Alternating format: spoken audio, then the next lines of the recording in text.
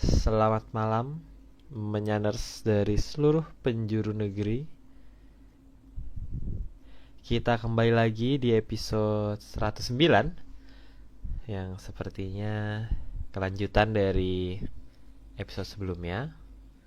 Hari ini kita ada di seri terbaru ya, seri Murcaneng Jagat Alit. Halo Arya. Oke. Halo. Apa? Ngantuk. Di mana? Di rumah? Oh, Ini di di mana? Barat Berantas. Oh, oke. Oke.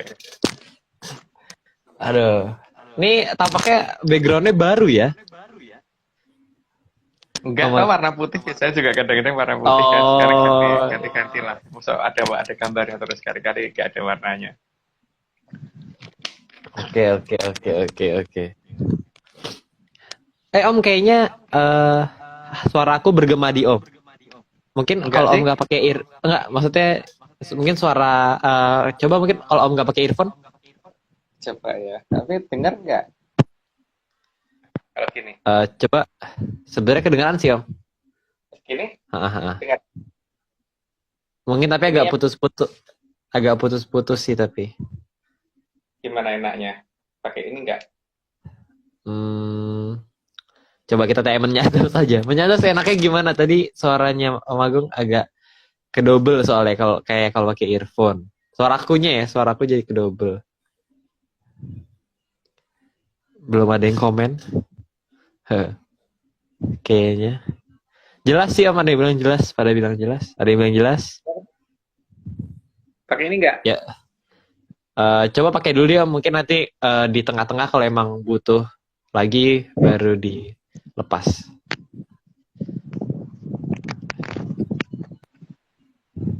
Ini. Saya bergema ya. Coba tes. Coba tes. Udah enggak? Tes. Masih. Masih. Masih ya Pak, suaraku yang ada double di sana. Enggak sih, suaranya Arya enggak double di sini. Gini, Oh, enggak. kalau Coba. gini double nggak? Coba. Bentar ya, ini tak ganjel dulu. Pakai apa ya? Oke deh, coba deh. Mepet. Ganjelannya yang enggak ada. Oke, udah nggak ada masalah katanya. Malah, oke lah. Ya wes, kalau enggak ada masalah berarti enggak usah ya. Masih Iya. ganjel-ganjel. Ini Tapi kita Arya ngira aku nunggu. bergema. Oh ya? Tapi Enggak, Arya jadi suaraku ngira double. aku double. Oh, tapi di aku enggak sih. Di aku enggak. Ya udah, nggak apa-apa. Sekarang kita nunggu tante tante adik Mbak Mbak tapi Ade. adik gitu loh. Mbak tapi adik. Bingung kan? Ini membingungkan nih sudah Mbak Ade. Mbak tapi Oke adik lah. bingungin. Ini coba kita.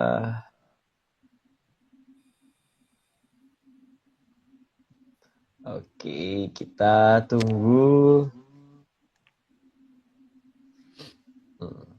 Coba aku chat ya.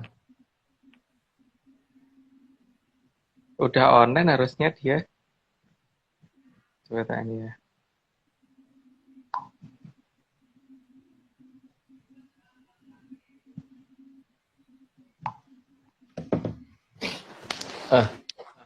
Ini kayak kita masuk seri baru ya Om.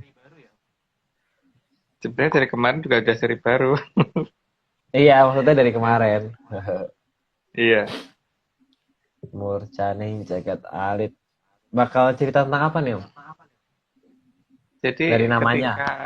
ketika ini ya apa namanya beberapa hal yang mengenai jagat kecil itu dihilangkan. Jadi bukan hilangkan, mungkin hilang dengan sendirinya gitu. Oh, Jadi apa namanya ajaran itu hilang.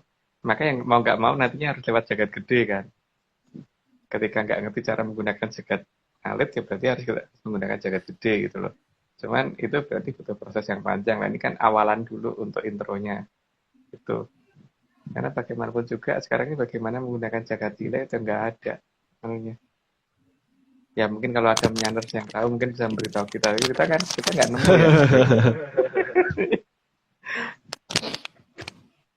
oke. Kita belum muncul ya. belum nih Om, belum muncul Mbak adiknya. Adik, adik. Belum ada.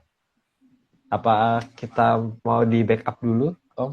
Apa aku dulu gitu yang mulai? Ya udah. Iya, heeh. Aryo dulu aja. Nah, itu Sebentar. balasi WA aku ini. Bentar dulu. Sudah tuh katanya. Hmm? Sudah Pakai akun katanya. apa? Pakai akun apa? Akunnya apa? Bentar nih tak WA Tahu itu. Taunya bukan yang itu. Udah masuk udah masuk ke live-nya belum? Bentar. Udah masuk ke live-nya belum? Terus,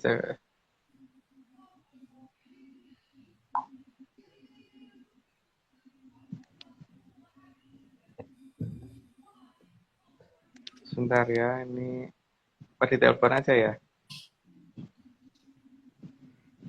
Tak.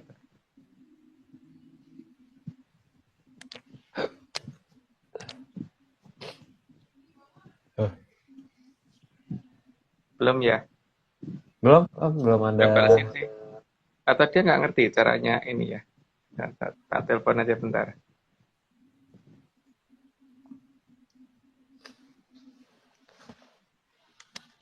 Halo Mbak, belum ada tuh kata Aryo.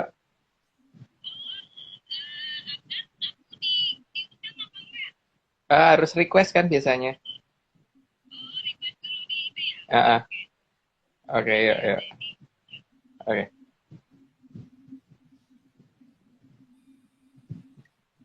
Saya tak suruh request dulu kan. Karena aku kan biasanya juga request kan.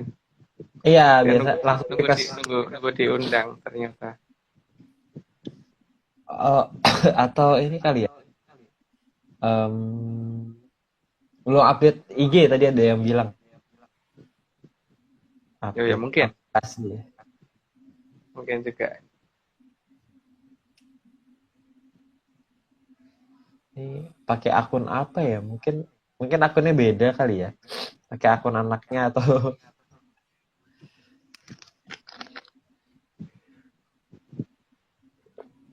Coba Aryo telepon aja deh. Mungkin kalau Aryo, karena kan hostnya Aryo, jadi mungkin lebih gampang pakai HP yang satunya. Sebentar. Kita coba lagi. Apakah sudah ada? Belum. Oke. Kita tunggu mungkin sampai 8.10. 9.10 kali ya, Om ya. Bentar, bentar. Tapi mending ada telepon bentar deh. Ini aku Ada telepon. telepon bentar. Hmm.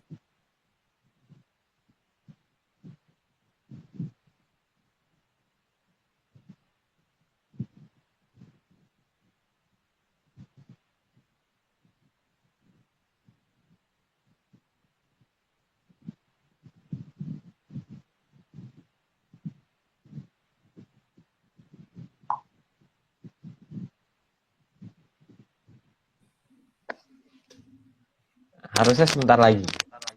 Nah, itu dia. Halo. Itu baru join tuh. Halo.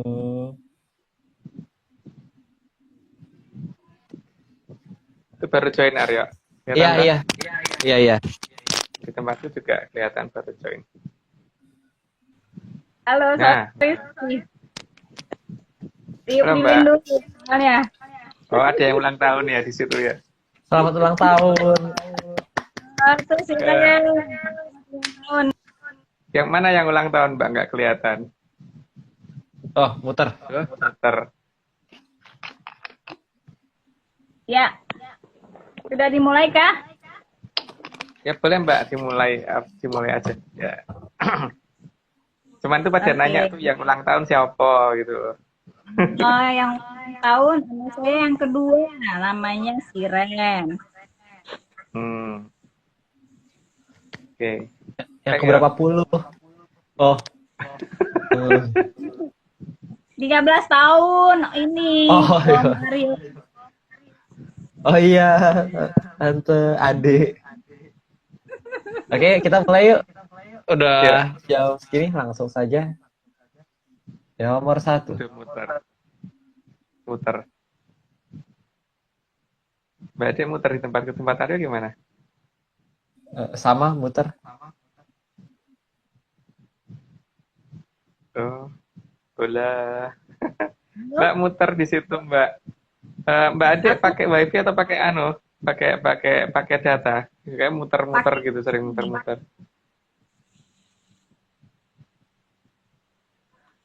pakai Halo? wifi. Oh, pakai wifi. Oh, pakai wifi harusnya bagus loh. Kayaknya kan dicoba, anu Mbak, mulai aja Mbak, nomor 1. Oke.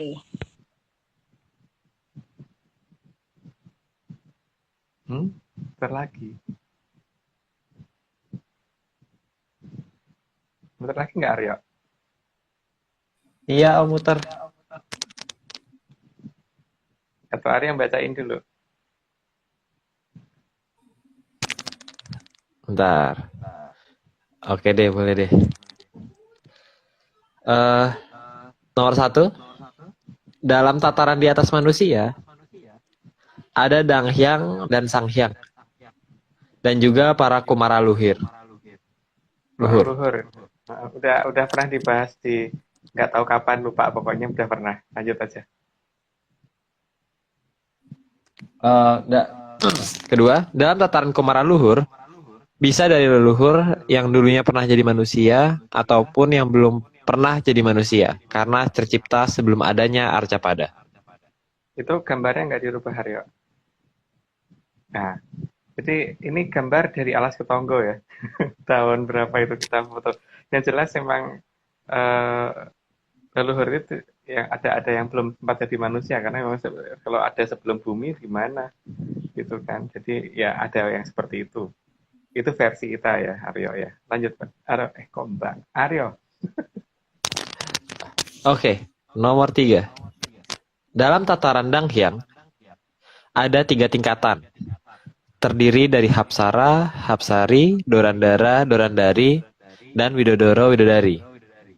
Kayak udah pernah dijelasin juga. Jadi mungkin lanjut dulu. 4.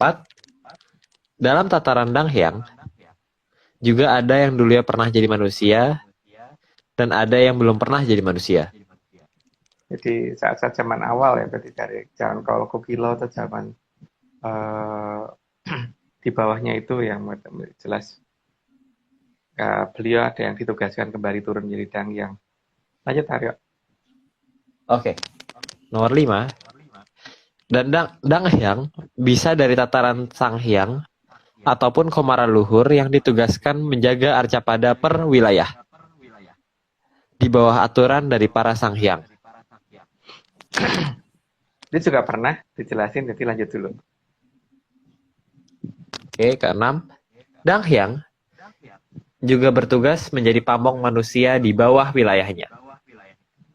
Sebagai orang tua dari manusia, maka Danghyang tidak butuh apapun, karena di Kahyangan semua sudah lebih dari serba ada. Ini yang harus dipahami ya, bahwa kalau kita memberikan sesuatu itu bukan karena beliau perlu ya, dan karena butuh itu, karena beliau makanannya itu juga tidak gitu. Karena segala hal yang disiapkan oleh kita untuk beliau itu hanya lambang sebagai anak cucu yang menghormat kepada beliau, bukan karena beliau membutuhkan itu, tidak, sama sekali tidak butuh. Jadi kalau dikasih kembang atau apa, bukan beliau butuh kembang ya, nggak butuh itu gitu. Dikasih menyan juga nggak butuh, karena di sana sudah jauh lebih dari serba ada gitu. Oke. Ini kayaknya ada Mbak Ade ada lagi, sudah hadir lagi. Oke.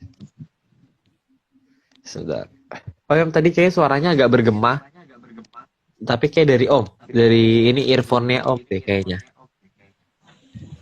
Jadi ini lepas lagi atau apa atau gimana? Ya, coba kita. Iya makanya. Tapi di tempat lain aku bergema nggak? Kayak jangan-jangan bergemanya untuk host doang nih. Enggak, jadi bergemanya kalau aku ngomong. Oh, di Om Agung ada lagi suaraku. Oh gitu. Aku sih enggak sih, enggak bergema. Di tempat Mbak Ade aku bergema nggak Mbak? Enggak sih. Enggak kan? Suaranya apa? Suaranya Mbak ada 2 jadinya. Suaranya aku ada 2. Oh iya sih, bergema juga loh. Iya. Oh ya wes, tak coba ya. Tapi kalau tak coba, jadi risikonya kan, suaraku mengecil ya. Iya. Coba Ade muter-muter. Coba Om lepas Om. Nah, kalau Om Agung lepas, aku nggak bergema. Jadi nggak bergema. Jadi muter. Tapi resikonya Om Agung jadi nggak kedengeran. Ayo, Enggak. ayo menyanners. Dipilih mau earphone Om Agung lepas atau tidak. Kayaknya mending pakai deh. Kayaknya. Live Oke. lagi. Live lagi ya? Jaringan di situ kurang kuat mungkin. Jadi Oh, mungkin ya. lagi di rumah lagi ada yang pakai, yang lebih berat mungkin apa gitu. Mm-mm. Nah, itu dia. Jadi kalau Om Agung pakai earphone, suara aku jadi gema gitu. Jadi Jadi kasusnya ini di lucu. earphone tuh ya. Kasusnya Eh, di earphone tuh ya. Tapi aku, misalnya kalau jaraknya jauh begini kan bisa nggak kedengeran. Iya, itu Oke, juga jadi problem. Oke, kita tambah lagi. Kita tambah lagi. Kita lanjut sebentar. Aku buka setuju, lagi. 7. setuju. Oke. Danghyang pada dasarnya tidak membutuhkan apapun dari manusia. Maka Danghyang yang benar-benar Danghyang pasti tidak akan meminta korban dari manusia.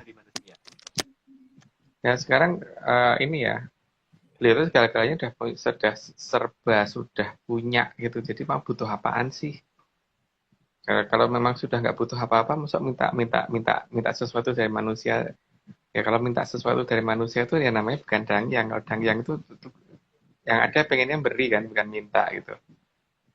Yang setauku begitu ya. Tapi ya itu disclaimer-nya apa Aryo?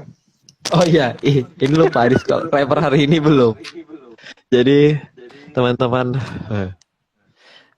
jadi ini semua cuma dongeng. Jadi kalau mau tidak percaya ya nggak apa-apa. Tapi kalau mau percaya ya usahakan jangan. Coba deh dipikir-pikir lagi pilihan hidupnya. Ya, oke. Oke, kita lanjut ya Om ya. Lanjut nomor 8 ya. Oke. Selain itu, Dang Hyang pasti tahu apa yang dibutuhkan anak cucu. Jadi tanpa melapor pun, kadang beliau sudah menolong tanpa meminta imbalan. Imbalan apapun. Apalagi imbalan nyawa manusia. Karena itu yang mereka jaga. Jadi tidak akan mungkin mereka minta. Ya kalau namanya orang tua itu yang pengen anak cucunya itu selamat dan sehat gitu kan, nggak ada yang pengen anak cucunya mampus gitu, nggak ada gitu loh. Setahu aku gitu. Jadi kalau memang dia dangyang ya dangyang harusnya seperti itu yang dilakukan. Jadi bukan kemudian malah kamu harus kalau kesini harus bawa ini, kamu harus mengorbankan ini ya itu aneh sih menurut aku loh. Lanjut ayo. Iya, berarti harusnya yang mintanya formalitas doang berarti ya kali Om ya. Eh Setahu aku malah belum pernah dimintain apa-apa. Justru karena nggak enak itu kita yang bawain sesuatu kan. Tapi bukan bukan berarti beliau minta itu loh, bukan berarti beliau butuh. Oh Tapi berarti kita dari membawakan sesuatu, itu hanya untuk ini toh apa tuh namanya coba tak naikin dikit gini gimana ya dan nggak begitu biar nggak begitu kok kabel yang di bawah. Ya beliau emang nggak pernah minta setauku. Ya, seperti Hmm, kemarin waktu Aryo ajak jalan itu kan juga gitu kan. Apa ya ada yang diminta dari kita? Nggak ada toh. nggak ada. Nggak ada. Tapi yang diberikan ada toh. Banyak. Yang diberikan banyak. Tapi yang diminta nggak ada kan. Sama sekali kan. Nggak ada Nggak ada sama permintaan. sekali. Istilahnya Permintaan. nggak ada gini loh. Kamu tak kasih ini tapi aku minta ini itu kan nggak ada toh. Permintaannya untuk datang aja mungkin ya, kepetilasan. Uh-uh. Tapi kan untuk apa kamu ini tapi aku minta ini itu kan nggak ada. Kata-kata Nggak pernah tapi ada. minta itu nggak ada. Nggak Sama pernah ada. sekali nggak ada. Kalau Mhm. dang yang beneran seperti itu ya. Tapi kalau kalau dang yang apaan ya nggak tahu. Ya ada kata-kata baru nih dang yang apaan gitu. Udah ya. Oke Oke, lanjut. oke, kita 9. Sehingga dalam membedakan mana yang danghyang dan mana yang demit menjadi sangat mudah. Dapat dibedakan dari tuntutannya setelah permintaan diterima. Nah sekarang kalau kalau yang namanya orang tua itu nggak mungkin ada tuntutan karena orang tua tuh pengennya anaknya selamat dan anaknya tuh ini kan apa namanya hidup dengan baik gitu loh dan kemudian ya kamu tak turuti kalau ada tuntutan itu tuntutannya untuk kita sendiri itu seperti orang tua nuntut kita belajar itu kan supaya nantinya kita bisa hidup dengan benar gitu kan bukan bukan nuntut tapi untuk nyelakain itu enggak. Nah, ini Mbak Ade udah muncul lagi Mbak Ade kok tadi hilang mulu ya Mbak ya apa jangan-jangan di situ wifi-nya lagi kepake rame-rame ya jadi anu apa mungkin kurang kuat gara-gara mungkin banyak yang pakai satu rumah. Enggak sih. Mungkin Oke, tadi Mbak. lagi pindah-pindah. Pindah-pindah. Masih diganggu sama yang ulang. Oke. Gara-gara Eh, kasus 488 hilang ya, Mbak ya. 488 hilang. Oke. aduh, Oke itu sih. bukan Nomor nomor berapa itu bukan tadi? nomor apa-apa. Nomor 10 sekarang. Nomor Nomor 10 10. ya. Mbak. Nomor 10, Mbak. Oke. Dangyang kalau menampakkan diri pasti juga bukan astral. Tujuannya untuk menjaga agar orang bisa membedakan mana yang danyang dan mana yang halu. Ya karena kalau menampakkan dirinya astral nanti akan ini toh orang akan terlalu gampang mengatakan aku juga melihat gitu. Karena beliau juga tidak akan ke semua orang untuk mau dilihat. Karena kalau semuanya bisa ngelihat kadang-kadang terus nanti akan ada persepsi yang berubah-ubah gitu. Makanya biasanya ditujukan ke beberapa orang saja, tapi yang ini bisa dipercaya untuk memberitahukan lebih lanjut ke bawahnya nanti gitu.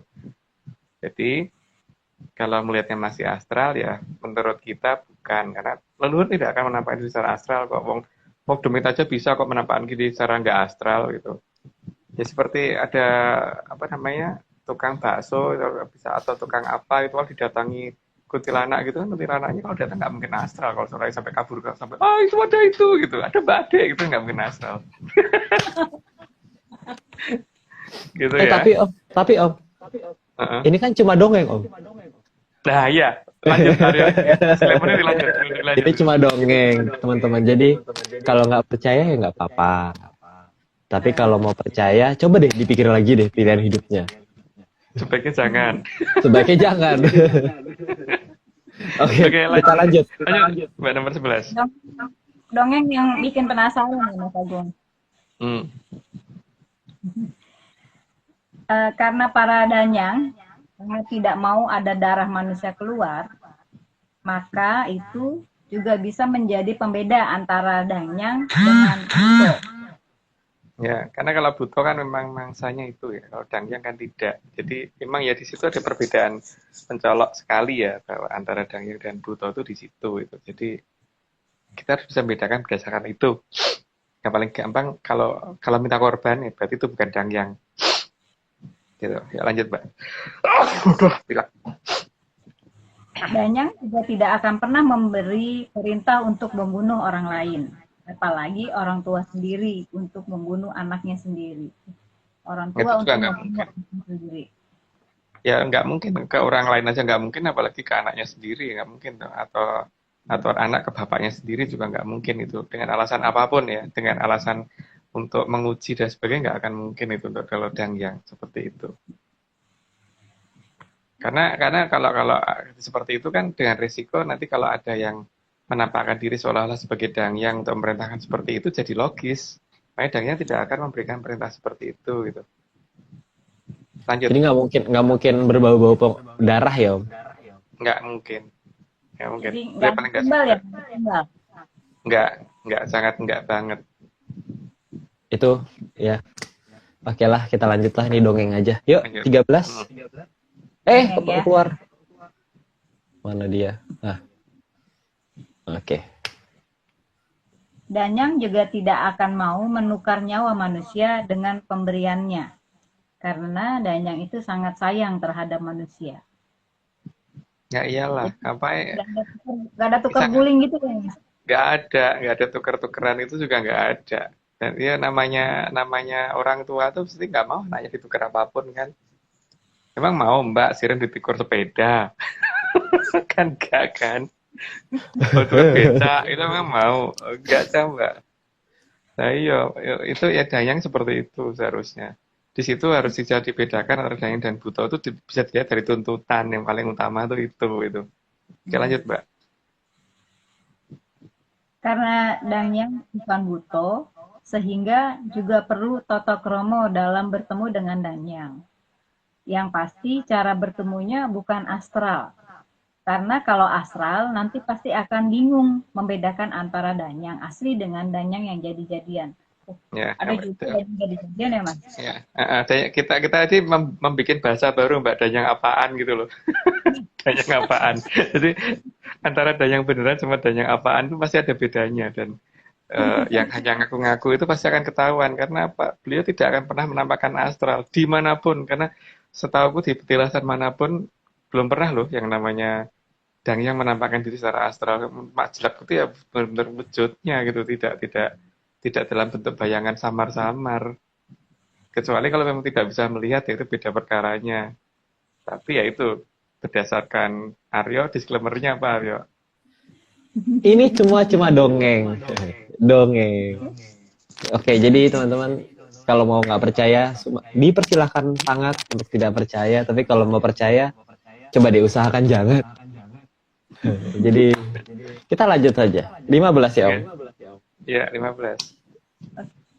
Sehingga kalau ada danyang menampakkan diri secara astral, maka dia pasti bukan danyang.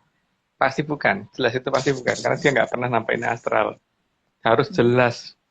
Karena ya namanya orang tua pengen dikenali anak cucunya kok. Kalau nggak pengen dikenali ya astral aja nampaknya. Tapi kan memang pengen dikenali. Mana ada orang tua nggak pengen dikenali anaknya. Seperti Mbak, masa nggak mau dilihat sama Siren? Kan Ya enggak mau toh. lah. Nah, makanya itu nggak mungkin, astral tuh nggak mungkin di sini. Ini lanjut Mbak. Terkadang ada beberapa danyang yang meminta kembang untuk dibawa ke petilasannya. Kembang ini bukan untuk dimakan oleh sang danyang loh. Ya bukan, karena memang beliau bukan makannya bukan itu gitu. Lucu aja sih kalau itu untuk sarapan beliau gitu juga nggak mungkin gitu. Nah untuk apanya nih di nomor berikutnya gitu. Apa Arya? Oke Ingat lanjut lapar, Mbak. Tapi tujuan dari danyang lebih pada agar anak cucu mengenali baunya. Karena belum bisa melihat, jadi bukan untuk dimakanannya para danyang. Jadi supaya anak cucu tuh kenal dengan bau itu. Jadi kalau suatu ketika kalau misalnya di kamar tiba-tiba ada bau itu, oh berarti si danyang yang ada di petilasan tadi datang, ya gitu kan. Karena mungkin matanya belum dalam bahasa Jawa belum cangkep pocondrionnya itu loh dari Itu pihak kayak kemarin manusia. ada waktu di Tonggo itu, kan kemarin ada wangi apa gitu di Alas Ketonggo kemarin itu. Wangi loh wangi. Nah iya, seperti itu Mbak. Kalau belum cangkep pocondrionnya paling tidak beliau menunjukkan dengan cara seperti itu. Karena apa? Masalahnya juga beliau juga khawatir kalau misalkan muncul tiba-tiba ini toh kabur malah kitanya malah takut gitu loh. Jadi paling tidak ini bisa dijadikan jadi dia meminta kita membawa kembang tertentu itu bukan untuk beliau makan tapi kenali loh bau ini. Jadi kalau aku datang lagi itu ada bau seperti ini gitu di tempatmu walaupun di tempatmu nggak ada kembang gitu Mbak. Oke. Itu Mbak ada Mbak Rina itu nyapa. Halo Marina. Salam buat ponakan-ponakan. Oke lanjut Mbak. Ya, 18 ya. Sehingga jika sang danyang ingin berkunjung ke setiap anak cucu agar dikenali keberadaannya lewat baunya, meskipun belum bisa kita lihat. Itu kan hanya untuk ini ya, tadi seperti cerita tadi supaya kita ngerti bahwa oh beliau datang gitu loh. Dan kita supaya pada saat beliau datang tuh ya kalau ada permintaan bisa diajukan waktu itu gitu kan. Berarti beliau kan sudah mempersiapkan diri untuk memang menerima kalau ada yang mau matur dengan cara malah beliau mendatangi bukan kita mendatangi tempatnya. Nah, bahwa itu kita akan mengenali jika kita sering ini kan menuruti membawa sesaji itu kembang-kembangan itu ke tempat beliau karena tiap dayang beda-beda loh ciri khasnya ini maunya ini beda-beda jadi biar mengenal itunya tujuannya beliau itu bukan untuk dimakan untuk di diusap-usapnya juga enggak gitu loh setahuku gitu. Buat mandi juga enggak ya, Om? Oh bukan juga sama sekali tidak untuk siraman ya tidak sama sekali. Oke, lanjut Arya. Maka 19. setiap danyang 19 ya, Yo. Maka setiap danyang akan mempunyai baunya sendiri-sendiri dan sering tidak sama, tapi baunya pasti harum. Nah, tapi yang jelas bukan bau amis ya, bukan bau apa namanya ikan asin gitu juga bukan, atau bau apa kotoran juga tidak, makanya itu yang ditunjukkan sama beliau. Oh berarti beliau lagi datang gitu. Oke lanjut Mbak. Kalau menyan gimana? Bau menyan. Bisa bisa aja tergantung beliau maunya apa gitu kan, yang Oh, kita Kan hafalin apa ya. oh, bukan ini, menyan kan wangi. oh iya iya bener ya. Jadi yang selama wangi berarti ya. Mm-mm. Wangi vanila. Ah, lucu juga sebenarnya. Oke lanjut. Oke. Oke. Bunga yang diminta oleh para danyang pasti bunga yang masih mekar dan utuh, bukan bunga rontokan. Karena bau bunga rontok tidak akan seharum bunga yang masih segar. Ya itu jelas ya, bisa dibedain sendiri kok bedanya. Kita juga punya hidung kan, bisa membedakan antara yang sudah rontok dengan yang masih seger. Beda ya, memang beda pasti baunya. Ada walaupun mungkin ada yang nggak bisa bedain, tapi pasti ada banyak yang bisa bedain gitu. Lanjut Mbak. Ya. Kalau buto, baunya hanya sewangi bau telo bakar.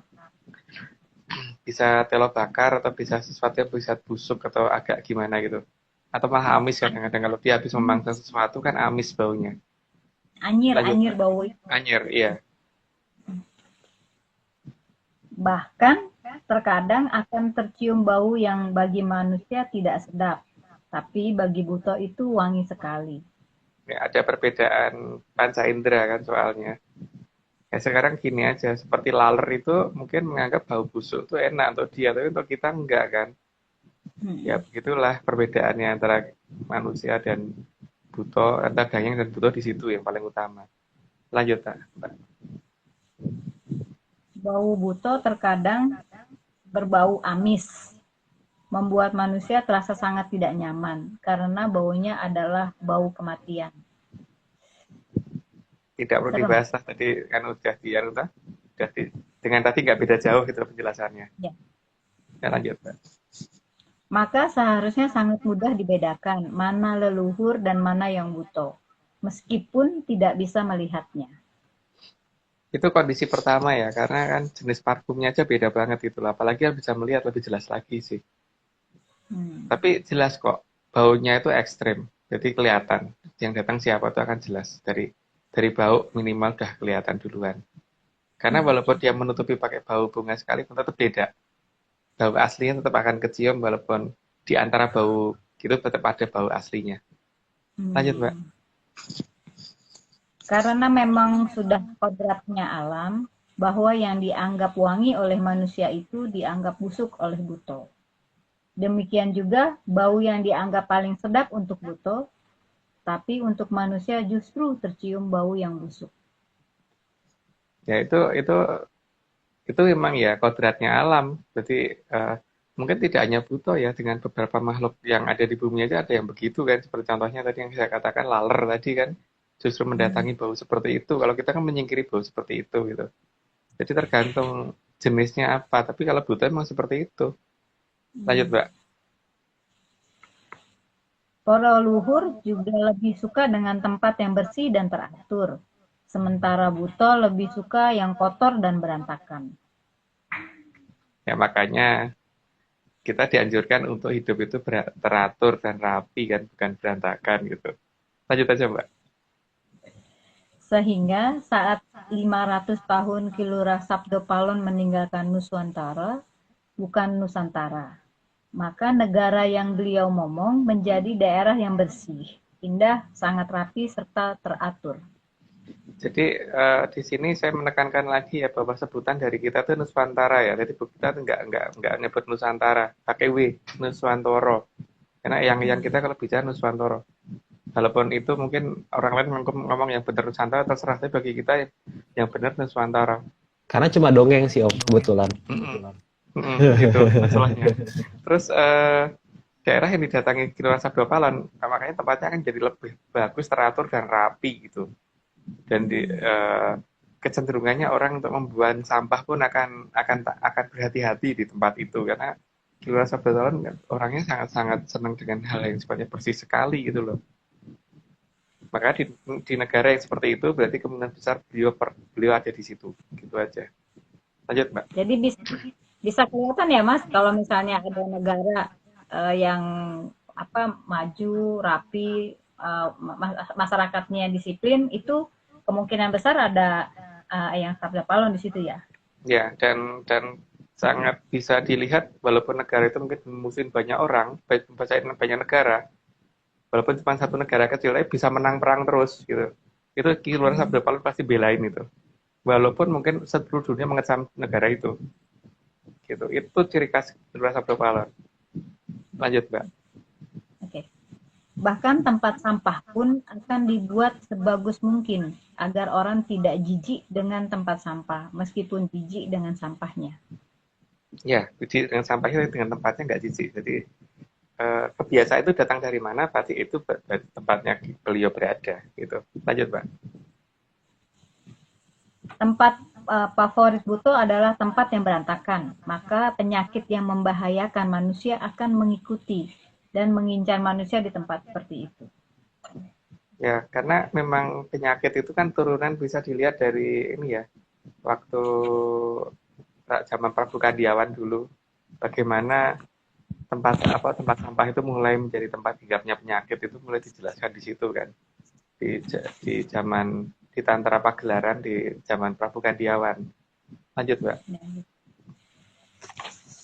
Bahkan dari sisi wujudnya, kalau terlihat juga akan sangat menyeramkan. Aduh.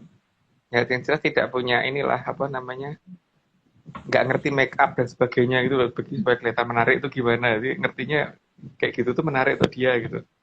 Lanjut, Mbak. Ada jenis demit yang kalau mengalahkan musuhnya juga dengan tertawa dan tersenyum. Tapi senyumannya tetap mengerikan. Jadi ya ada jenis demit yang begitu. Kalau mengalahkan musuhnya itu hanya dengan tersenyum gitu loh.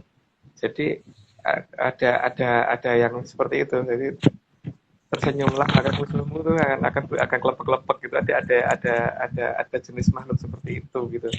Tapi ya itu tergantung yang ini ya apa namanya menerima ini nanti bagaimana gitu kan. Tapi ada loh jenis seperti itu. Ada yang cuma hihihi gitu aja orang udah kabur. Atau tersenyum aja udah kabur gitu loh. Gitu aja udah kabur. Gitu. Ini lihat ini Om, lihat ya Om. HP-nya Mbak Ade melayang loh.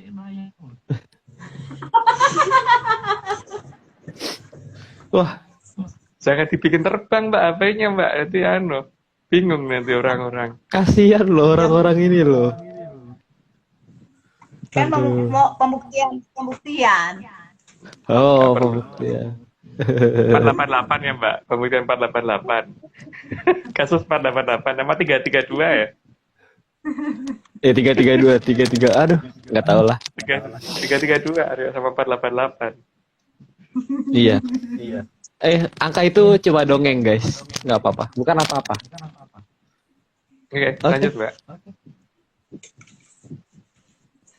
Oke, ada juga demit yang dinamakan gelundung peningkis yang sering menyamar jadi ayam saat malam. Saat ayam tersebut dipegang, mendadak akan berubah jadi kepala yang tersenyum dan senyumannya sangat membuat orang jadi ngeri. Jadi hati-hati dengan yang sering tersenyum ya. Jadi jangan sering-sering senyum ya Aryo. Tadi kita gudung pecing nanti. Makanya Kalau tersenyum musuhnya kalah kan. Jangan tersenyum makanya. Itu Oke. kayak ini ya. Apa? Kalau Bali itu ya bukan. Bukan. Beda Mbak, itu di Jawa kok yang sering kelihatan. beda makhluk Gunung kayaknya. pecingis namanya. Beda makhluk mungkin. Tapi kalau di sana kalau ada mungkin namanya beda kali. Tapi saya nggak tahu namanya apa kalau di sana. Oke, Oke, Mbak, lanjut. lanjut. Tapi kalau leluhur Danyang serta Sang Hyang tidak akan mau menakut-nakuti anak cucunya. Ya ngapain tuh kurang kerjaan namanya kalau nakut-nakutin. Ini lanjut aja Mbak. Meskipun tempat singgahnya kadang mirip seperti dekat pohon besar, tapi kadar menyeramkannya tetap akan berbeda. Mungkin Arya bisa cerita dikit ya, waktu di tengah hutan itu walaupun tempatnya sangarnya seperti itu, tapi tentrem kan di situ tidak ada kesan sangar.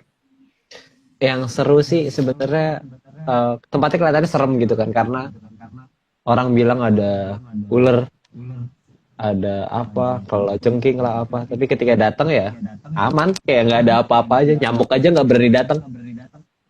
Yang jelas semua ular kesirap semua kan, semua tidur semua. Berarti pada saat kita injek juga, ularnya juga nggak bangun. Iya, iya itu Kena pernah jantung dengar. orang tidur dia. Ada Jadi kan ya, kemarin yang kita injek masih melek kemarin itu tajam. baru kemarin. Mbak Ade ikut ya. Diinjek tetap melet aja tapi nggak bangun. ya makanya ya agak Padahal panjang loh. Padahal panjang loh. Itu leveling hitam putih loh. Padahal panjang hitam putih keinjek Iya, nggak sengaja masih tidur. kemarin gudangnya ular rolling bener ya, kita datangin kemarin. Iya Mbak. ya mungkin emang dia habis minum obat batuk kok. Obat tidur. Obat tidur ya. Terus Nggak sengaja ketelan gitu. seluruh ular di hutan itu minum obat tidur semua mungkin. Oh, Iya. oke. Itu Ini Yosep atau apa ya? Borobudur bantu kita yo, tahu kalau ada takut ular. Oh, gitu, Mbak. Oke. Oke, lanjut. Lanjut yuk. Oke, bahkan para dandannya juga berbeda sekali karena di alamnya demit memang tidak ada penata rambut yang profesional. Makeup Ya. juga nggak ada. Nah, profesionalnya dia kayak gitu loh. Jadi kalau membedakan Danyang dengan Demit di situ paling enggak itu dari jenis tataan rambutnya itu kelihatan bahwa make up wajahnya dan sebagainya itu lucu-lucu kalau mereka. Jadi kalau Danyang kelihatan beda dong. Ya lanjut Mbak. Ya, di alamnya demit juga tidak akan mengenal rias wajah dan tata cara mengenakan make up. Kenal aja enggak kan atau make upnya beda Mbak. Jadi kalau mereka kalau Mbak make upnya kayak gitu merek apa gitu, kalau dia mungkin mereknya kotoran apa gitu kan, bisa aja beda. Makanya dari baunya juga lain gitu. Blush on-nya darah gitu ya. Di sini pakai darah gitu. Blush on-nya apa, terus bedaknya Yang apa, kedua, lipsticknya apa gitu. Beda.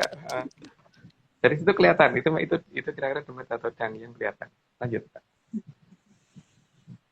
di alamnya demit juga tidak mengenal penjahit baju profesional karena bajunya hanya setampak itu saja. Mending tampak itu aja, makin lusuh makin jelek dan makin nggak jelas tuh iya gitu loh. Jadi dia nggak kenal yang namanya ganti baju model apa gitu, nggak ngerti. Oh luhur pasti ganti-ganti pakaiannya, kadang datang pakai pakaian apa, besok pakai apa, itu pasti kan ada ganti-gantinya. Tidak itu aja gitu loh, dan makin bau aja. Lanjut Mbak. Bener ya. Kalau para luhur dari agemannya saja sudah pasti terlihat sangat berkelas.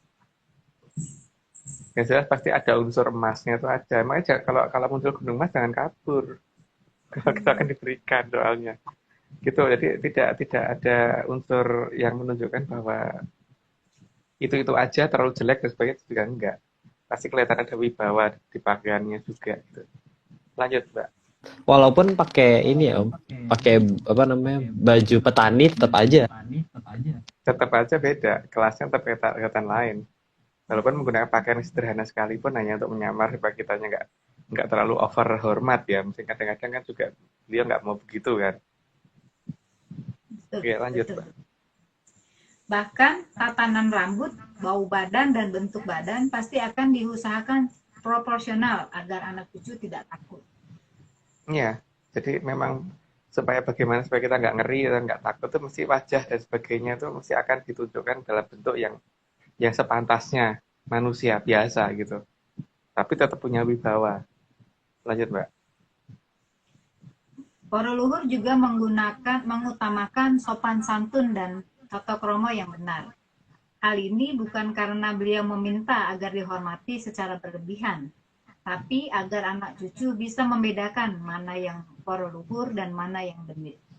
Makanya beliau kalau bicara pasti menggunakan bahasa yang beliau yang dianggap sopan, dan biasa itu adalah bahasa Kawi atau malah Sanskerta. Jadi kalau bicara masih pakai bahasa sekarang, itu pasti bukan.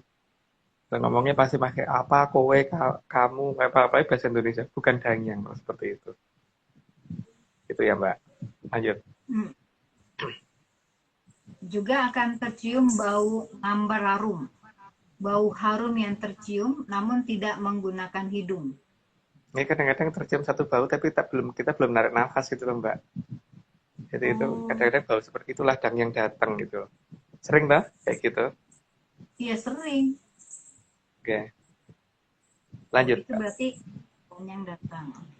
Nah, Kemunculannya juga akan disertai sinar yang cukup kuat dan menyilaukan sekali. itu kalau cangkep Adrione ya, jadi sudah sanggup untuk melihat gitu. Tapi kan yang belum sampai di tataran itu ya berarti paling tidak baunya pasti akan tahu gitu. Lanjut Mbak. Terkadang para sanghyang malah menunjukkan jejaknya saat anjlok saking liyati atau turun dari ketinggiannya. Ya itu kelihatan seperti meteor yang bergerak, tapi kalau meteor alamiah itu kan gerakannya akan lurus gitu. Kalau ini nggak akan mau dianggap alamiah, maka gerakannya pasti berubah-ubah. Bisa siksak, bisa melingkar atau apa, pokoknya dia maunya tidak dianggap alami gitu loh. Supaya anak cucu malah siap siap menerima kedatangan beliau kalau kalau yang sanggup melihat ya. Karena itu ada di wasiah Puspotajem. Lanjut Mbak. Para sanghyang lebih senang mengunjungi Arcapada pada saat puspa tajem. Makanya kata-katanya bukan ojo turu sore kaki, karena ojo sore itu nggak ada orang tidur gitu kan. Harusnya ojo turu pas tajam kaki gitu loh. Jadi, nggak tahu, tapi kalau ada yang menganggap lagunya yang benar ojo turu sore kaki ya silahkan, karena apa aja disclaimer kita. Ini cuma dongeng. Jadi kalau nggak percaya, ya nggak apa-apa. Tapi kalau mau percaya, usahakan jangan. Lanjut Mbak. Maka jangan heran saat puspa tajem menjadi waktu yang paling tepat dalam mempelajari pelajaran yang sangat dinalar, yang sulit dinalar.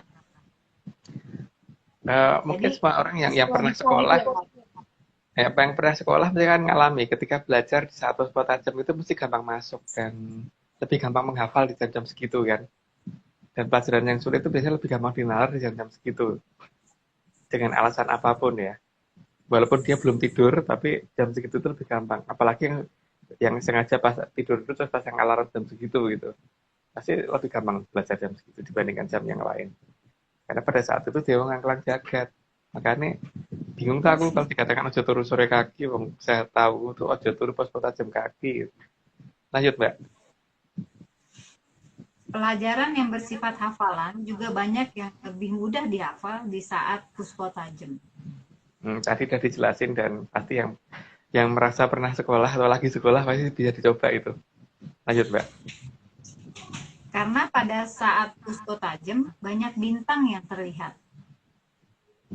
Itu seharusnya begitu kecuali kalau mendung ya. Lanjut Mbak. Karena leluhur sangat paham pola apa yang akan dianggap alamiah. Karena yang beliau perhatikan hanya yang saat itu terbangun dan berada di ruang terbuka, serta mempunyai permohonan yang diucapkan dengan sopan. Tapi semua itu juga tidak segampang itu ya. Terus melulu tiap hari itu belum tentu bisa ngerti gitu. Karena seperti Mbak Vicky itu berapa tahun itu baru-baru bisa ngerti ada yang anjlok saking wiati. Itu lebih dari setahun loh ngamatinnya. Lanjut Mbak. Alam hanya akan menyaksikan semua yang terucap. Kalepas kawijil ing lesan. Jadi apa-apa jadi kalau permintaan bukan di batin, tapi diucapkan dengan jelas. Karena itu yang akan disaksikan alam raya.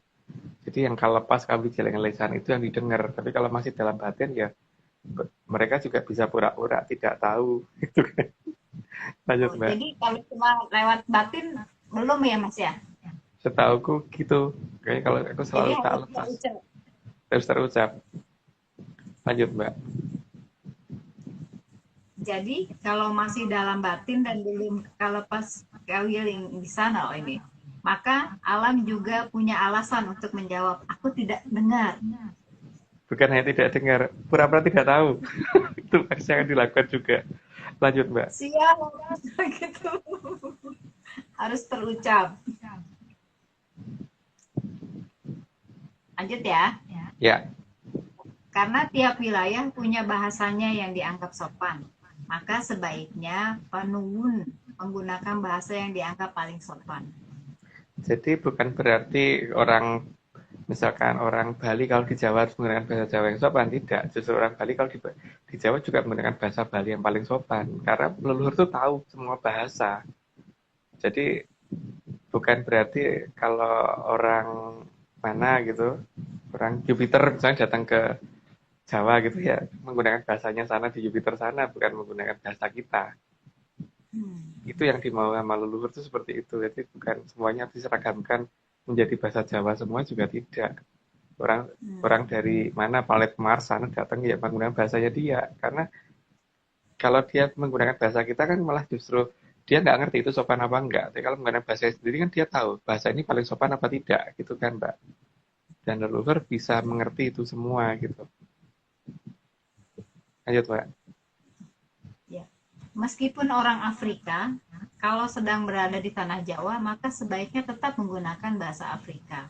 Selain untuk menghormati leluhurnya yang menciptakan bahasa tersebut, juga karena pada tataran Danyang akan sangat paham semua bahasa di atas ada. Ya kan mereka mengerti semua bahasa tuh tahu, dan taunya itu bukan hanya ngerti-ngerti per kata tidak, tapi ngerti semua yang diucapkan itu artinya apa, bagi beliau bisa menerjemahkan. Nanti tidak perlu khawatir. Jadi tidak harus diseragamkan, misalkan di Jawa ya harus menggunakan bahasa Jawa, tidak begitu ya. Tidak, kita jika jadi begitu juga orang ya tadi tuh yang ceritakan tadi dari luar angkasa pun datang yang menggunakan bahasa mereka di sana, tidak sadar pakai bahasa kita gitu. Lanjut Mbak. Apalagi kalau orang Afrika berada di Afrika, tentu akan lebih baik kalau memakai bahasa Afrika. Itu apalagi ya kalau di Jawa ya menggunakan bahasa Jawa sekalian gitu seharusnya. Bukan menggunakan bahasa Jerman gitu loh Mbak. Lanjut Mbak. Nggak bisa masuk. Nah iya.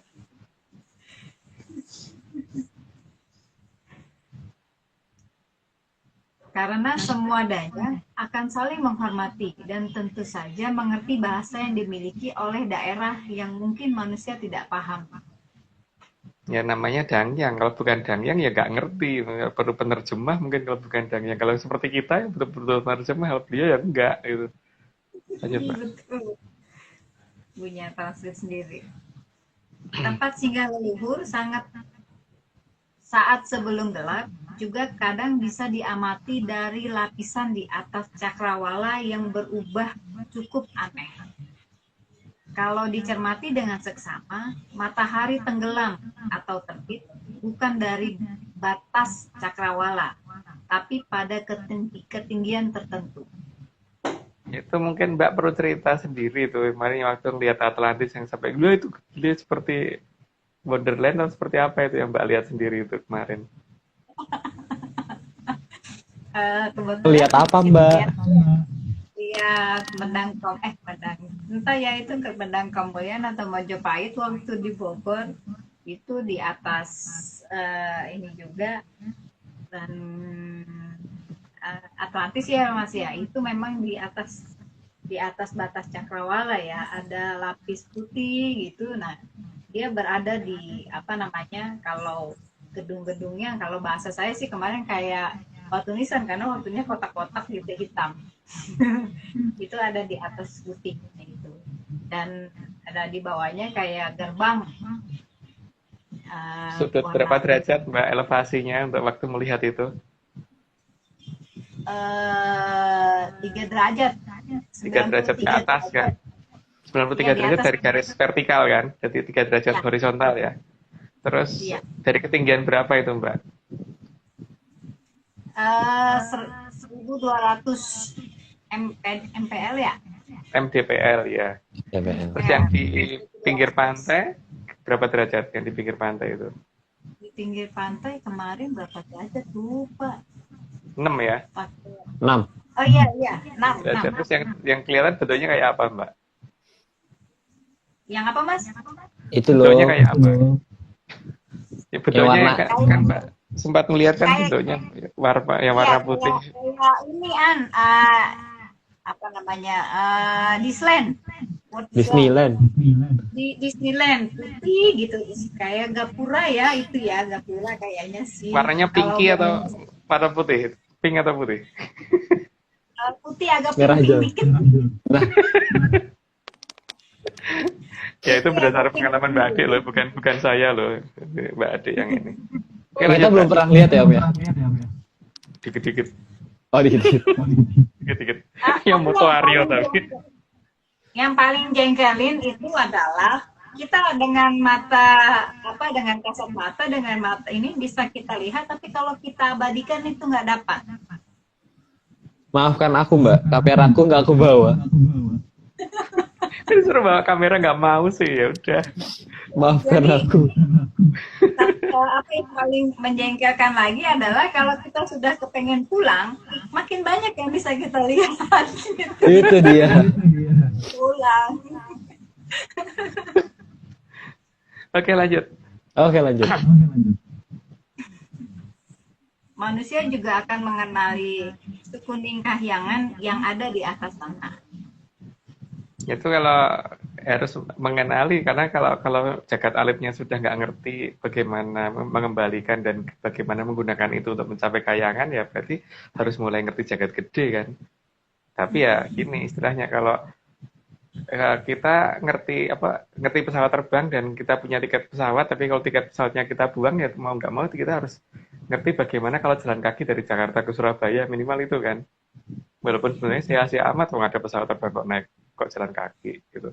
Ya, tapi itu harus dialami. Kalau misalkan nggak ngerti bagaimana ke bandara, nih bandaranya di mana, terus beli tiket pesawatnya bagaimana, ya harus begitu kan. Lanjut Mbak.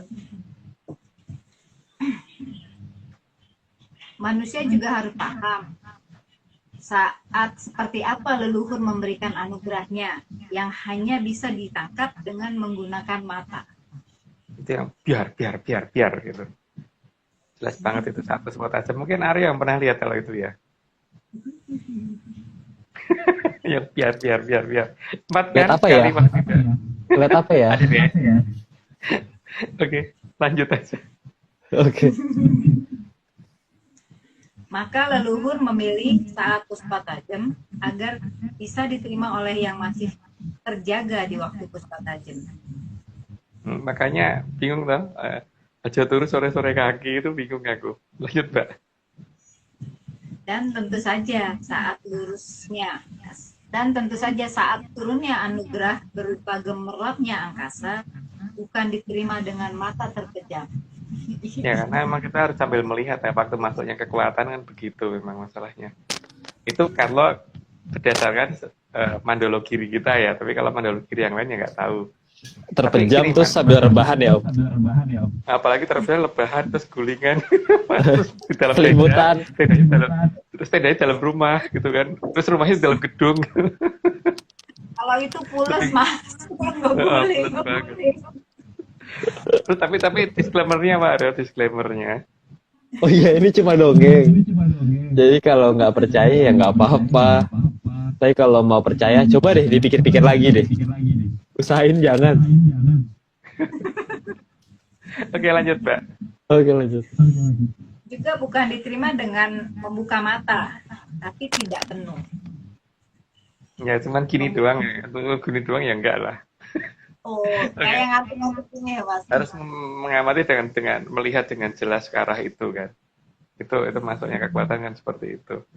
Lanjut Mbak. Dalam menerima anugerah dari alam, juga harus dalam kondisi waspada, bukan kondisi yang tidak sedang waspada, dan harus di ruang terbuka. Jadi juga bukan sambil ngobrol kan. Kalau sambil ngobrol ya hilang bablas, makanya sebaiknya sendirian. Dan sambil mengamati dengan jelas di luar sana ada apa gitu kan. Jadi bukan dari dalam rumah, tapi dia harus di luar rumah gitu. Itu anu ya, berdasarkan pengalaman yang Mbak Ade itu maksudnya. Lanjut Mbak. Hal itu karena manusia ada dan merupakan bagian dari alam raya. Ya karena memang manusia bagian dari alam raya, makanya harus mengerti dan mengamati alam raya supaya nanti ngerti arahnya kita harus kemana gitu kan, pada saat akan berjalan itu berjalan kemana gitu. Lanjut, Mbak. Maka sangat dianjurkan saat melihat indahnya alam raya justru tidak menggunakan alat bantu. Ya sia-sia kalau menggunakan alat bantu karena kekuatan itu ini dulu kan kepental oleh itu alat bantu tadi seperti teleskop dan sebagainya harus benar-benar nggak pakai alat bantu apapun. Lanjut, Mbak. Karena tanpa alat bantu, sudut pandang manusia akan menjadi lebih luas. Ya jelas itu ya. Kalau alat bantu kan terfokus pada satu wilayah kecil. Tapi kalau ini kan pandangan kita sangat luas. Itu yang pernah ngalamin kan Bapak Aryo soalnya. Lanjut, Mbak. Apa ya Om ya? Tidak ditanya. Oke, lanjut. Jadi ini yo tidur di ruang terbuka gitu loh ya, liatin langit yang banyak bintangnya. Terus merem, Mbak.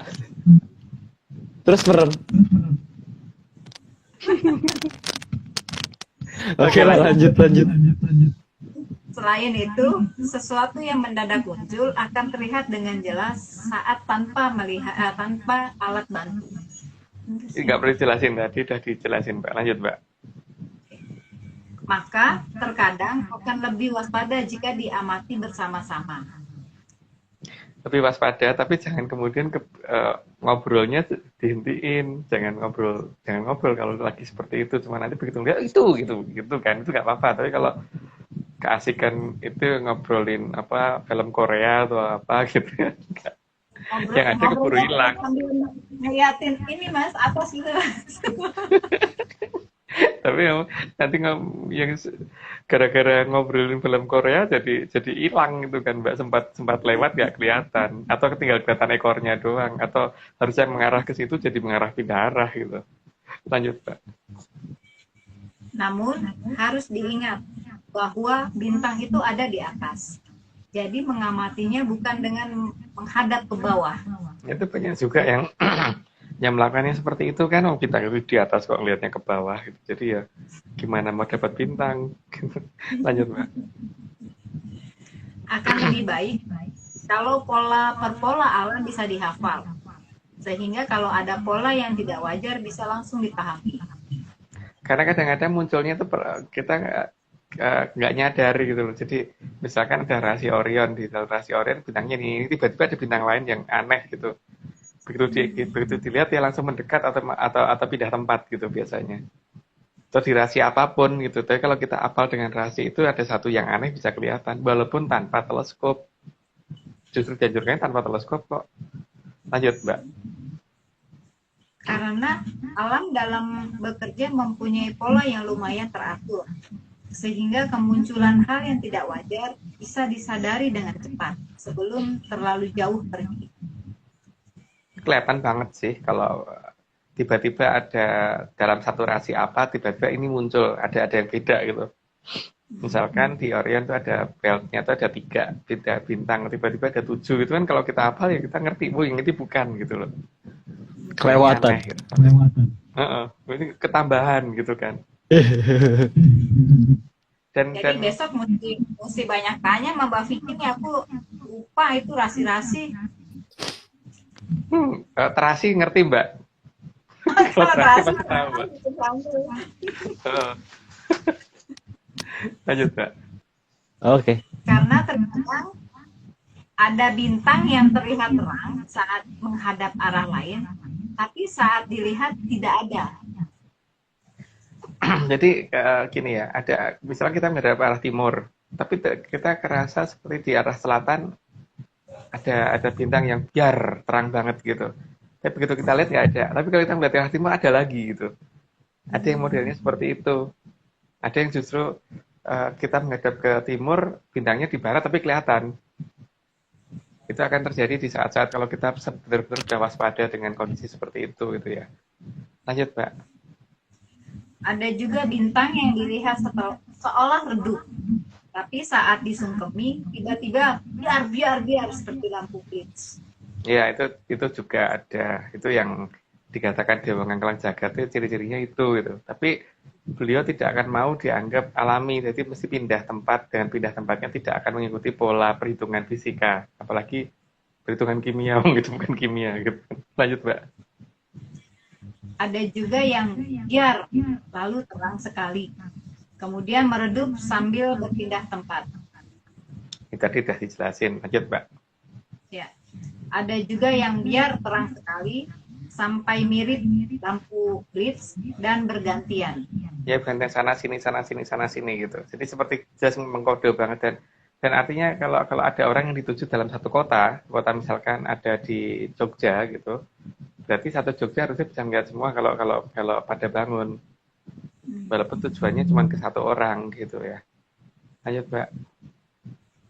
Ada yang biar lalu berpindah sambil meredup. Itu juga ada, tapi ya itu paling susah diamatin yang itu sih, karena biar cuma sekali terus pindah. Lanjut Mbak. Ada yang bergerak pelan tapi zigzag. Zigzag dan zigzagnya itu bukan zigzag yang teratur ya, jadi bukan zigzag yang seperti terpola gitu, tidak terpola yang jelas, karena memang beliau tidak mau dikatakan alami. Lanjut Mbak. Ada yang bergerak maju mundur, kadang maju mundurnya zigzag, dan ada yang membentuk pola tertentu seperti lingkaran. Ada yang kita gini, tapi tiba-tiba gini gitu. Jadi pokoknya benar-benar tidak mau dianggap alami, yang penting itu. Lanjut Mbak. Maka memang sudah sangat tepat kalau leluhur mengatakan ojo turu puspa tajem kaki ono dewa ngangkang jagat. Tapi kalau pernyataannya mau berbeda dengan kita, mungkin pernyataannya adalah ojo turu sore kaki, ya monggo ya, kita tidak melarang. Cuman setahuku memang sore itu nggak ada anak tidur gitu kan. Lanjut Mbak. Maka kita juga harus hafal pola setiap batara saat ngangkang jagat. Jadi sekalian untuk bedain nanti Batara siapa, dewa siapa, itu kita mungkin harus menghafal dari semua pola gerakan itu. Dan itu di Mandologiri sebenarnya satu persatu sudah diterangkan bentuk gerakan dan pola datangnya sekitar dari arah mana, dan kemudian bentuk lintasannya seperti apa gitu ya.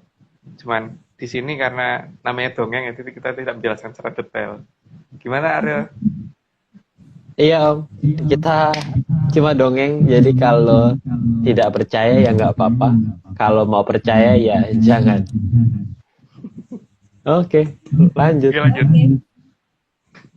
Sang Hyang Batara Narada biasanya datang dengan ciri hampir mirip sinar daru kuning keemasan, tapi ada dua bersebelahan. Ini paling tidak yang di Mandologiri kita tunjukkan satu sang hyang. Jadi sang hyang Bathara Narada datang biasanya seperti itu. Dan ini pasti bukan pesawat. Kalau pesawat tuh gerakannya nggak seperti itu. Nanti ya lanjut dulu aja Mbak. Sehingga kepada siapa memohon saat ada daru dua bersebelahan seharusnya bisa dipahami. Oke, lanjut aja Mbak. Karena para sang hyang tidak mau anak itu kehilangan jejak leluhurnya, maka jika salah sebut pun akan diabaikan. Jadi mantra itu pentingnya di situ kan. Jadi kata-kata yang menjadi dasar perjanjian awal ketika ada Bathara datang gitu, kita harus mengucapkan apa itu. Kalau itu tidak ya tetap hanya lewat aja gitu. Lanjut Mbak. Gerak dari bintang bergerak yang menunjukkan sang hyang Bathara Narada juga sering berbelok-belok karena beliau tidak mau dikatakan alamiah. Ciri khas utama tuh pokoknya tidak alamiah, itu yang penting itu. Jadi mungkin cocoknya pakai alamiah nih gitu ya. Lanjut Mbak. Kecepatannya juga berubah-ubah semau beliau. Jadi sangat tidak alamiah gerakan. Arah gerakan dan kecepatan itu tergantung beliau, semau beliau banget. Jadi mau kenceng kayak mau pelan kayak itu, yang penting ya, itu tidak bisa diukur dengan kalau menggunakan aturan fisika, itu nggak bisa gitu. Lanjut Mbak. Saat mendekat kadang bergerak spiral dan saat diduga akan muncul dari depan, ternyata munculnya dari belakang. Itu emang aneh itu. Jadi gerakannya dari arah depan udah kita persiapan, udah kita ngamatinya dengan detail, ternyata tiba-tiba munculnya dari belakang. Beliau memang seneng agak dagelan sih kalau Bathara Narada. Lanjut Mbak. Terkadang muncul dari sisi sebelah kanan, spiral sambil tersenyum. Ya, itulah beliau. Lanjut, Mbak. Sang Hyang Batara Narada adalah Batara yang sangat lucu olah tingkahnya dan sering membuat tersenyum dan tertawa yang didatanginya. Caranya datang tuh aneh-aneh banget, Mbak. Jadi memang pasti ngakak deh kalau ngelihat beliau datang. Itu sempat senyum tuh pasti. Yang makanya bangun Puspa Tajam. Lanjut, Mbak. Sering Puspa Tajam tapi di dalam rumah doang, Mas aku. Sang Hyang Batara Narada tinggal di Kahyangan Suduk Pangudal Udal. Pangudal Udal. Ya, nama kayangannya Suduk Pangudal Udal, artinya tukang membongkar sesuatu hal yang sudah disembunyikan dari lama gitu loh. Atau sesuatu yang disalaharahkan, atau sesuatu yang dibelokkan oleh sejarah dan sebagainya. Tukang buka itu beliau itu. Gitu, Mbak. Lanjut. Kedatangan Sang Hyang Batara Narada biasanya membawa turunnya wahyu yang sangat penting dari negara. Dan kedatangannya juga memperhitungkan agar yang ditemuinya tidak takut kepadanya. Ya, itu mah tugas dewa yang bawa wahyu kan memang beliau. Ya, tapi itu kan terserah apa namanya, boleh dipercaya boleh tidak gitu. Dan kecenderungan kita malah sebaiknya jangan dipercaya gitu. Dan emang lucu banget sih. Emang dagel sekali kalau datang itu. Seneng ini bikin ngakak kalau datang dan tidak terduga. Jadi kelihatan dari depan, munculnya dari belakang gitu. Dari samping, atau dari mana gitu. Bisa enaknya banget sih. Apa, Aryo? Enggak apa-apa. Tadi cuma pengen bilang ini dongeng. lanjut, ini dongengnya lanjut. Oh, ya. Ini dongeng guys, jadi kalau nggak percaya ya nggak apa-apa. Tapi kalau mau percaya, ya jangan. Oke, lanjut.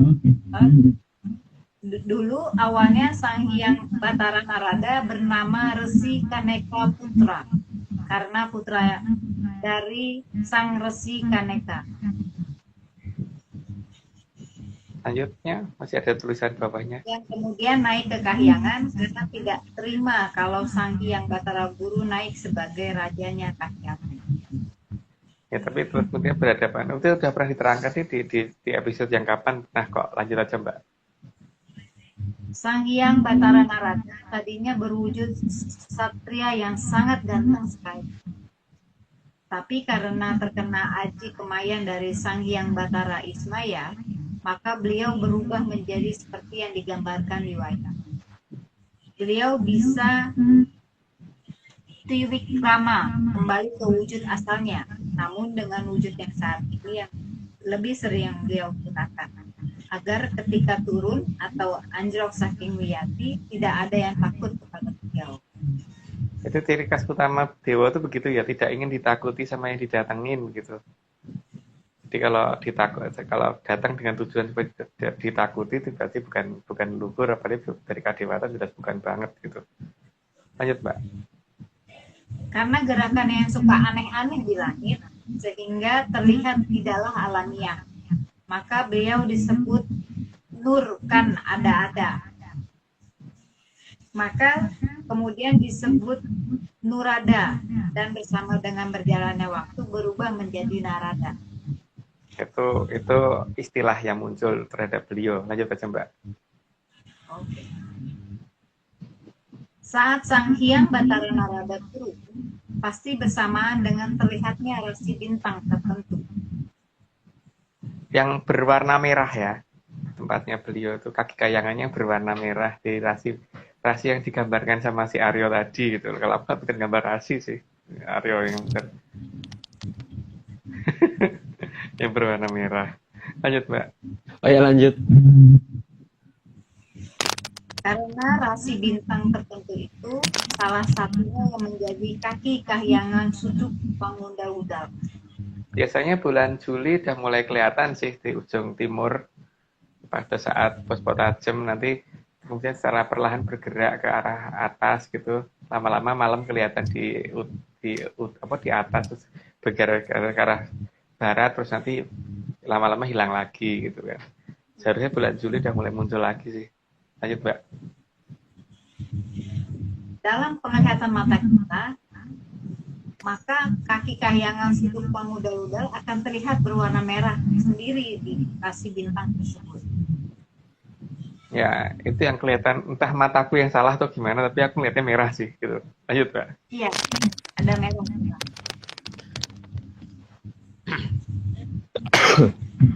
Kaki kahyangan sudut pangudal bentuknya kalau dilihat saat ini yang terlihat membesar, namun kadang mengecil tapi lalu membesar lagi.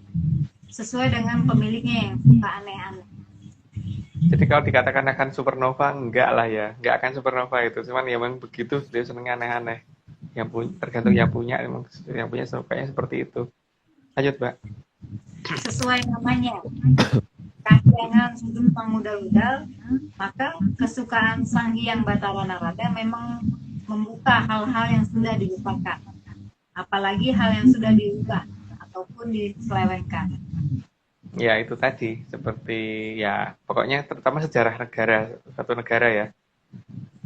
Makanya beliau pasti akan menerangkan bahwa benar nggak sih tanah Jawa sejarahnya seperti ini gitu. Lanjut, Mbak. Dalam banyak kasus, Sang Hyang Batara Narada sangat senang mengembalikan tatanan ke tatanan lama. Jadi tatanan baru ke tatanan lama berarti. Maka beliau adalah Batara yang paling dibenci oleh Sang Hyang Batara Guru, Sang Hyang Batara Uma, apalagi Sang Hyang Batara Kala. Karena memang ya beliau pengennya kan yang lama kembali. Jadi yang supaya yang lama kembali ya itu yang Bathara Kala yang pasti paling benci gitu loh. Sang Hyang Olo itu yang paling benci. Lanjut, Pak. Saat datang menemui manusia, pasti hanya kepada manusia yang masih terjaga di saat Puspotaged dan yang melakukan hal tersebut dalam jangka waktu yang sangat lama. Dan pada saat rasi yang merupakan kaki kayangannya beliau pas ada ya. Kalau enggak kan berarti beliau bukan tugasnya beliau untuk turun. Lanjut, Mbak. Kedatangan Sang Hyang Batara Narada biasanya membawa anugerah.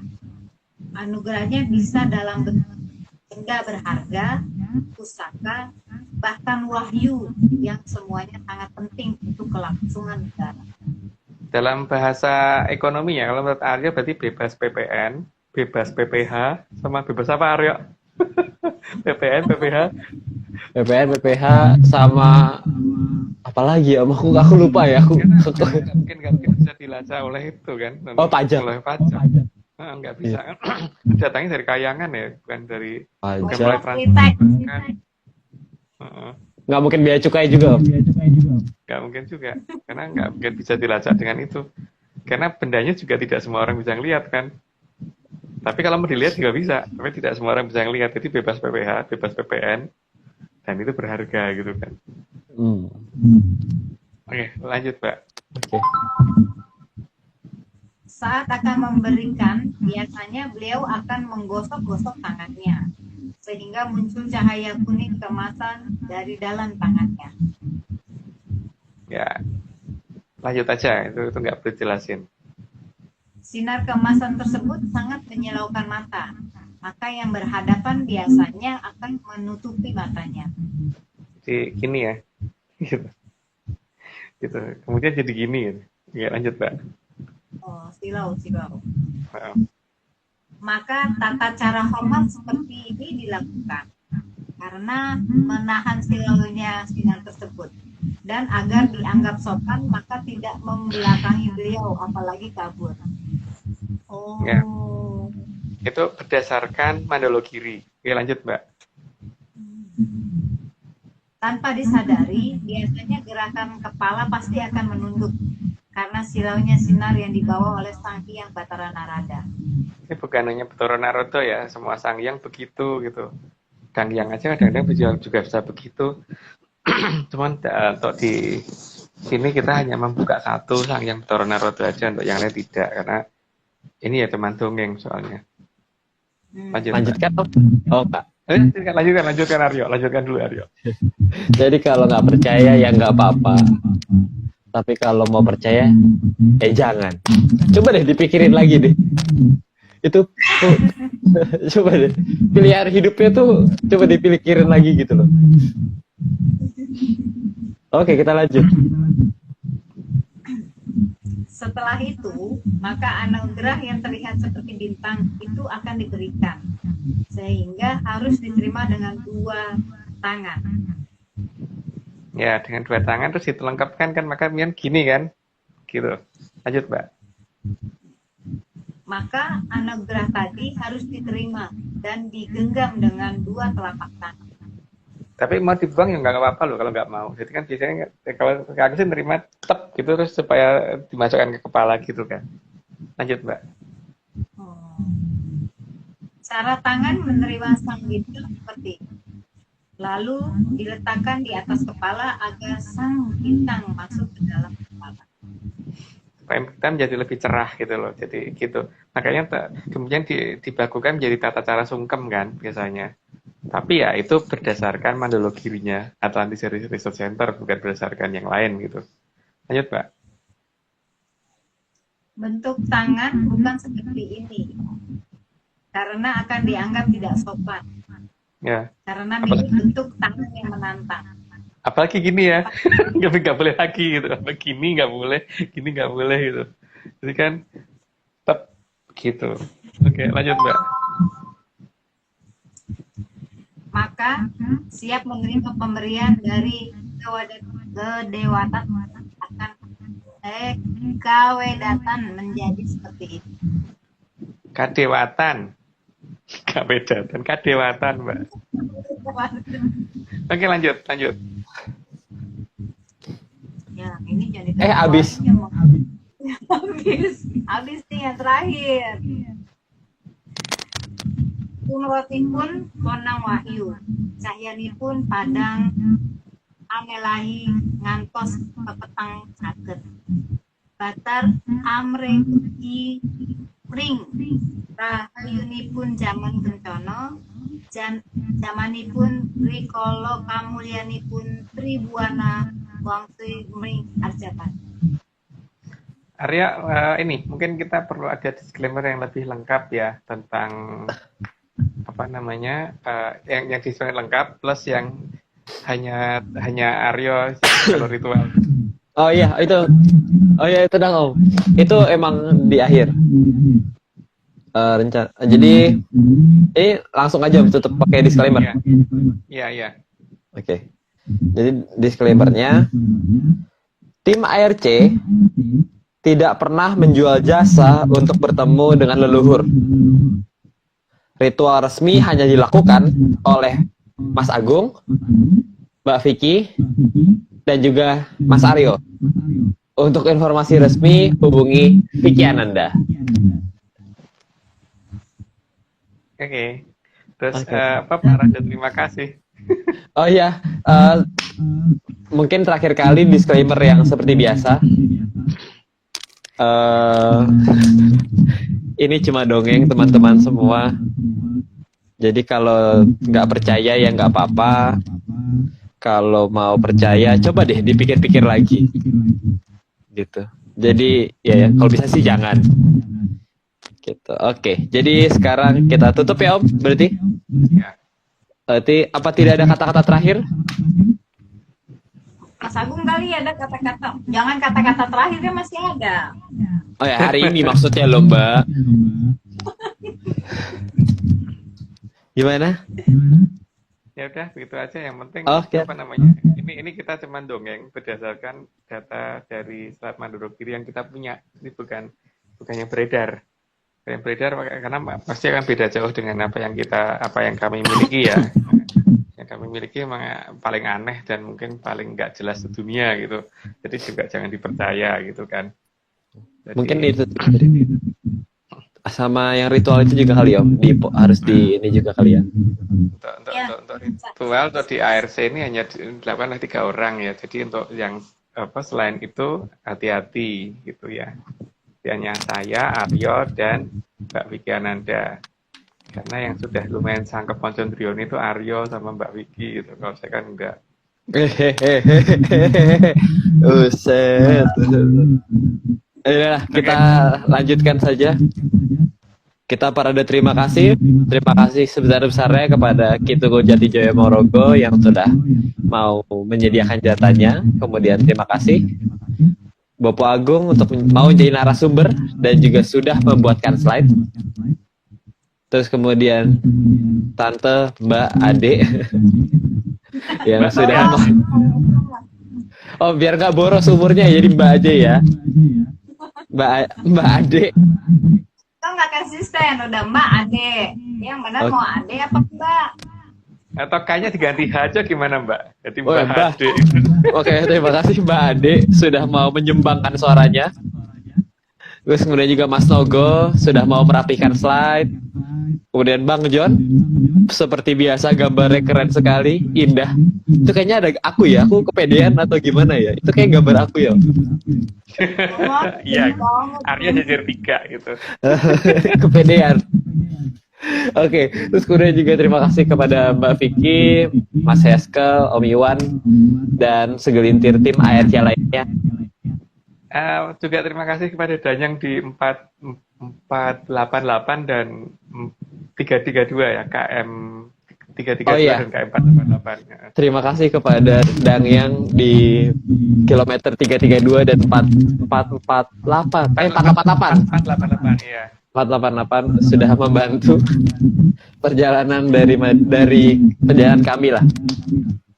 Oke. Dan terakhir juga terima kasih kepada Chief Eksekutif, Bos Besar Pak Marius sudah memulai ini semua hingga hari ini. Jadi sekian dari kami. Teman-teman yang di Madiun kemarin dan Oh ya, teman-teman tadi di Jogja. teman-teman Terima di kasih. Madiun. Jamuannya luar biasa. Terima kasih sama Dian sama teman di Jogorogo. Ya, terima kasih. Sambutannya luar biasa banget. Keren. Yang dari yang jauh-jauh juga Om, dari Tuban. Tuban, dari Tuban. Ada yang datang Gitu. dari Tuban ya, sampai lupa aku. Terima kasih banget gitu pada sejauh-jauh seperti itu dibela-belain datang. Ya, untuk dengerin Aryo bercerita. Ya. Oke, jadi sekian dari kami. Kita bertemu lagi di pertemuan berikutnya di episode 110. Oke, jadi salam sehat, semoga semua sehat dan dalam kondisi yang sehat, bugar. Jadi sampai jumpa dan salam menyan. Salam. Oke. Thank you.